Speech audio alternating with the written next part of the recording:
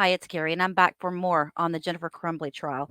Just a quick reminder to everyone, if you'd like to see all of the clips that I have on this trial, you can click this little icon right here. It'll take you down to the lower part of the description in the video, and all of them are right here in the order that they were uploaded. So you can keep up and not miss one video I upload on this trial. Spell your first and last name. David Hendrick, D-A-V-I-D-H-E-N-D-R-I-C-K. Go ahead, prosecutor. Thank you. Sir, are you currently a member with the Oakland County Sheriff's Office? I am not. Okay. And were you at one point? I was. How long did you work with the Sheriff's Office? 34 years. Okay. And you recently retired? I did. Congratulations. Thank you. I would like to direct your attention to the days around November the 30th, 2021. Okay. When you retired, what was your rank? Detective Sergeant, In what unit were you assigned to? the Fugitive Apprehension team. Now, specifically to the days after the, well, first of all, do you recall the Oxford High School shooting on November the 30th of 2021? I did. Okay. And were you working at that point? I was not working that day. Okay. So you didn't respond to the shooting scene itself, would that be right? That is correct. But you were with the Fugitive Apprehension team then? Yes. Okay. Now, in the days, the day or days after the shooting, were you asked to locate James and Jennifer Crumbley? Yes. And do you recall who tasked you with that assignment? I believe Lieutenant Willis. Okay. Tim Willis right here at the table? Yes. Okay. Do you recall when you were given that assignment? I believe, not 100% positive, I believe it was like the 2nd of December. Okay. So the shooting was Tuesday the 30th, Wednesday the 1st would be the following day, then Thursday the 2nd. You think around that day? I believe it was that day. Okay. Now, what information did you have at your disposal when you were tasked with this assignment? We had their basic information and their address, things of that, vehicles that they drove, things of that nature. Okay. So, were you aware that their personal cell phones have been seized? I believe we were, yes. Okay. Were you aware that they had obtained track phones? I don't recall if I was aware of that initially. I believe we were, yes. Okay, that's fair. So, what's the first thing you do when what is the first thing you did when you were tasked with this assignment? Assigned the different members of my team to go out and check addresses, start looking for vehicles, start checking local hotels, things of that nature. Okay, so when you say check addresses, what sort of addresses? Family addresses, friends, Okay. the home address. Now, did you or a member of your team, were you able to uncover information that they stayed at a hotel November the 30th, 2021?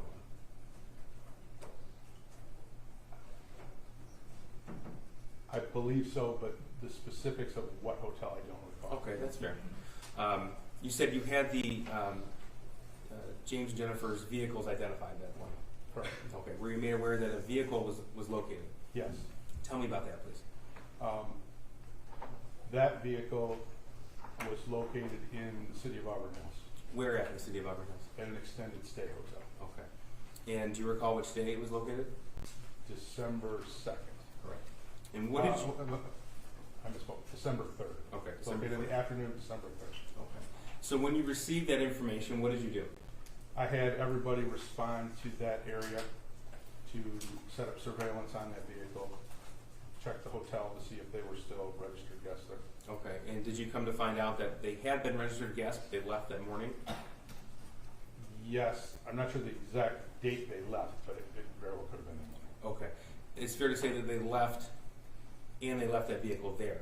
Is that Correct. correct? Okay.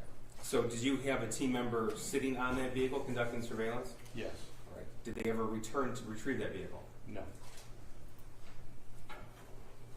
And do you recall the type of vehicle that was? I do not. If I said Kia, does that sound right to you? That does sound right. Okay.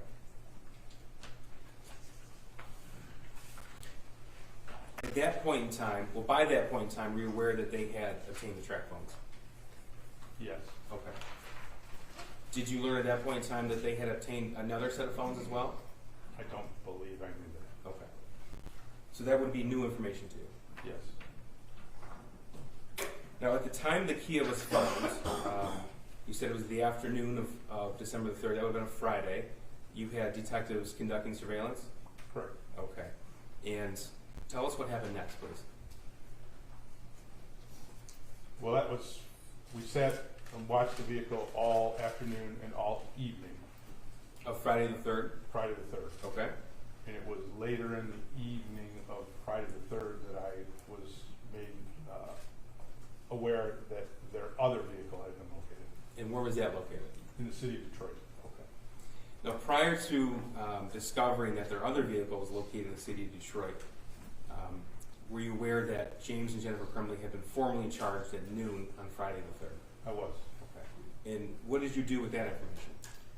At that point, myself and one of the other detectives went to what we learned is their attorney's office and attempted to locate the vehicle that we had not found yet. And I spoke to their attorney. Okay. And why did you do that?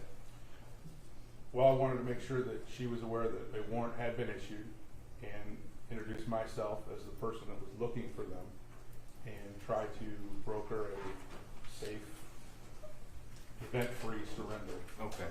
And were you able to do that? I was not.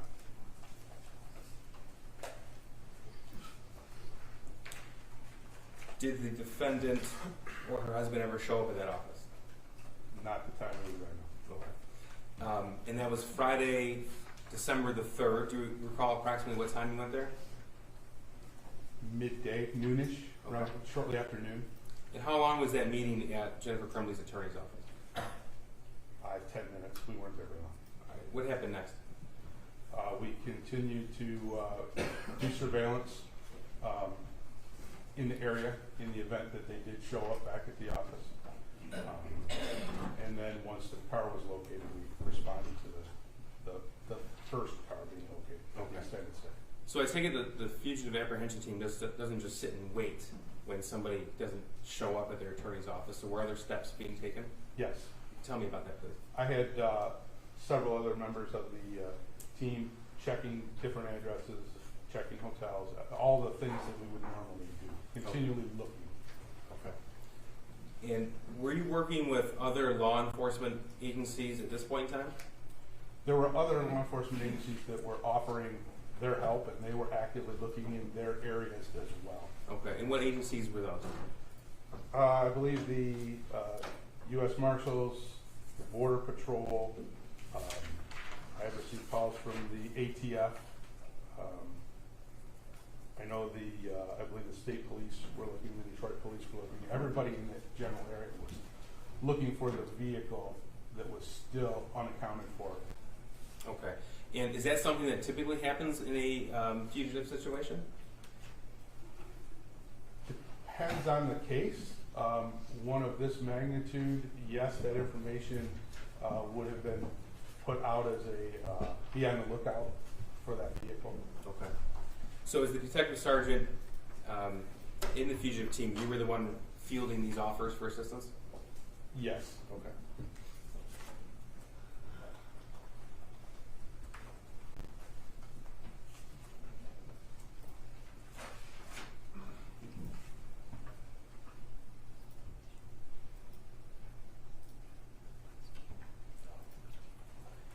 So, sir, at this point in time, you have been tasked with this assignment by Lieutenant Willis. Is that correct? Correct. So, who do you apprise of progress in a fugitive situation? In this particular case, I was apprising Lieutenant Willis and also Under Sheriff McCabe, Okay. who was calling me for regular updates. And that's wholly a law enforcement function. Would that be correct? Yes. Okay, as in the sheriff's office, or if the Border Patrol or FBI or ATF were working with you? Yes. Now, after you had the detective sitting in Auburn Hills, and after you had been conducting surveillance at Jennifer Crumbley's attorney's office, do you recall what city that was? Bloomfield Township, I believe. Okay. What you said you were notified of the vehicle being found in Detroit. Yes. Okay. Do you recall the approximate time that occurred? I think it was close to 11 p.m., maybe shortly before 11 p.m. Okay. And if I told you that the charges were formally read on noon on Friday the 3rd, would that sound correct? Yes. So So tell me what happened when you received that information that another vehicle of the Crumbleys was located in Detroit. At that point, I instructed one of my detectives to maintain contact with the vehicle that we had found earlier in the day, and then I pulled everybody else and we headed toward the address in Detroit. Okay. When you say everybody else, were people doing different things in different locations? Yes, I mean, several of the guys were right there on the car because that was the one thing that we knew we had. So Okay. they were sitting there. So yes, I pulled everybody off of that location and any other task that they were doing to head to Detroit. Okay. What other tasks were other detectives doing if they weren't conducting surveillance? Just searching records, looking for anything they could find that might lead us somewhere else. Okay. How many members, if you can tell us approximately, are in the Fugitive Apprehension team? At that time, I believe we had 7. Okay. And were all 7 detectives assigned to this task? Yes, All right. Did you learn the address of the building where that second vehicle was found? I did. Okay. They said 1111 Bellevue Street, Detroit. Does that sound right to you? That sounds correct. Now give us an idea of where that is in the city of Detroit. It would be, I guess, on the east side of Detroit near Belle Isle, just a couple blocks in from Jefferson there, which is the main drag that runs along there. Okay, so close. So we're oriented near the Detroit River. Yes. Okay. And what's at that location? That is an industrial building that it was multiple floors and had multiple different suites or rooms in it. Okay. Tell me your observation when you arrived at that location. When we first arrived, the Detroit Police Department was there. They had the vehicle blocked off so nobody could get in or out of the parking lot. It was the only vehicle I recall being in the parking lot. And there were several Detroit officers on scene at that point. And when we say several officers, are we talking about 5 or 6, or are we talking about more of that? More than that. Give us an idea of how many officers were on scene.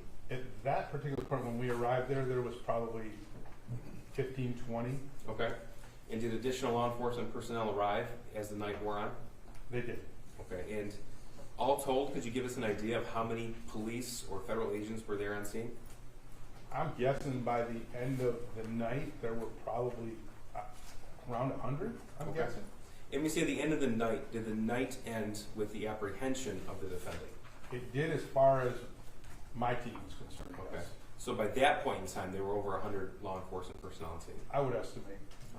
So you said you recalled being notified that the second vehicle was located in Detroit around 11 p.m. on Friday the 3rd? I believe shortly before 11, but around 11. Yeah. Okay. Do you recall about what time you arrived there? We got down there pretty quick that hour of night, probably 15, 20 minutes. Okay. And so we're talking about 11:10, 11:15-ish, and I don't want to guess, so just tell me if that sounds right. Or a little bit earlier. Or a little bit early, okay. And there were already about 15 or so, at least, officers on scene? Yes. All right. So, once you arrived on scene, did you coordinate with other officers? Yes, I talked to whoever was in charge, the sergeant or the lieutenant, I'm not sure what his rank was, of the Okay. Detroit Police Department that was there. And then was a plan formed to search that industrial building? Yes. Tell me about that.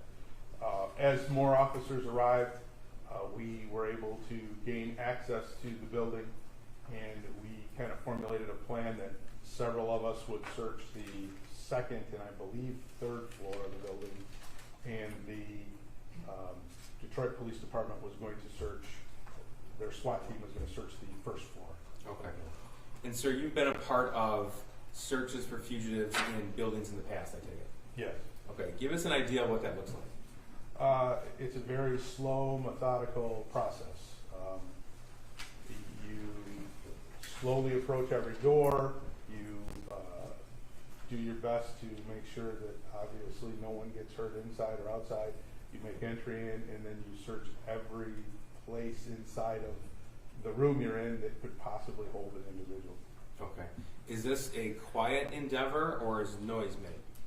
It can be quite noisy. at Okay. times. And it was quite noisy the night of December the 3rd, 2021? Yes, it was very noisy. So you had I think you said 7 detectives at your disposal in your particular team? Yes. Okay. And there were other teams conducting searches at the same time? Yes. So each team was searching different areas of the building, would that be right? Yes, we searched, each team kind of was responsible for a certain floor of the building. Okay. And were there police vehicles on the perimeter of this building? Yes, Okay. Could you give us an idea of how many police vehicles you saw? dozens. Now, sir, did you subsequently learn that an acquaintance of the defendant, Jennifer Crumbley, had a studio in that industrial building? I learned that at some point, yes. Okay. So you weren't involved in the actual apprehension of the defendant or her husband, is that right? That is correct. Okay. And tell us, if you know, how the apprehension occurred. I believe that when the Detroit Police SWAT team searched that room, they were located inside of that room. Okay. After they were apprehended, were they turned over to you? Yes. Okay. And then what happened? Myself, and 2 other officers transported them directly back to the sheriff's office. They were in each of their vehicles and I was following. Okay. And just so the record is clear, do you see Jennifer Crumbley in court today? I do. Can you please point her, describe something she's wearing today? It's great. Blazer. And there are different ways that a person accused of a crime can come into custody of the sheriff's department. Is that a fair statement? Yes. Okay, so if you see a crime take place, you can immediately go and arrest that person upon seeing a crime take place. Yes. You have the ability to go to the court, present facts, and ask the court to sign an arrest warrant. Is that correct? Yes. Now, if an arrest warrant is issued and outstanding, if a police officer were to pull someone over for a traffic stop that had a warrant, they could be taken into custody at that point. Yes. And that has happened before, where during a routine traffic stop, you see, oh my gosh, this person has a warrant, yes? Yes. It's also possible when warrants are issued that there are arrangements, and you're not a part of this. The defense attorney and the prosecutor can make arrangements for the defendant to turn themselves in to the court. I can't speak to arrangements that would be made between the attorneys. It's possible, though, for arrangements to be made that you're not a part of making, correct? Yeah, I would have possibly, yes. There are people who, when they have an outstanding arrest warrant, show up to the court to get what's called arraigned on the warrant. Yes. Now, you testified, and I think at one point you said you were sort of watching the vehicle, the Kia, on December 2nd. Was that incorrect, or was it December 3rd? It was December 3rd. Okay, so on December 3rd, you began watching the Kia that was in the hotel parking lot at what time? Midday. I don't recall the exact time. So you began watching the vehicle, the Kia, midday, and you never saw either of the Crumbleys return to that Kia, correct? Correct. It was midday on the 3rd that the prosecutor's office announced there was a warrant out for Mr. and Mrs. Crumbley. Correct. And on that day, you did not speak with Mr. or Mrs. Crumbley. They did not make any statements to you, correct? Correct. You testified that you stopped by an attorney's office. It's fair to say that was my office. That's correct. And we met very briefly, actually, in the hallway of my office. Correct. And during that meeting, I told you I am trying to make arrangements for my client with the prosecutor. Judge, I have to object. Counsel can't be a lawyer and a witness. The court has talked about this as early as March of 2022. Correct. We have a I'll waiver withdraw, I'm right sorry, on point. I'll withdraw the question. If there were any arrangements being made between a lawyer and the prosecutor, you're not aware of those arrangements, correct? Correct. Do you pay attention if the lawyer files an appearance with the court, letting the court know Mrs. Crumbley has a lawyer? Not typically, no. So you would not be aware if Mrs. Crumbley had officially hired a lawyer and they filed an appearance saying, I'm representing Mrs. Crumbley? Normally, no. Sir, the fugitive apprehension team, your function is to find the fugitive. Would that be right? That's correct. Okay. And this is a law enforcement function. Yes, Okay. And you were given your directives by Lieutenant Tim Willis of the Special Investigative Unit. yes, sir. He's the officer in charge of this investigation. Yes. Okay. Now, the rooms that you cleared, they weren't homes, apartments, or lofts, correct? No, Okay. no. Thank you. Nothing further. All right, you may step down and you're excused. Thank you for watching, everyone, and please click the like button on your way out. If you enjoy this footage, don't forget you can always subscribe. Click that all bell so you'll be notified every time I upload a video.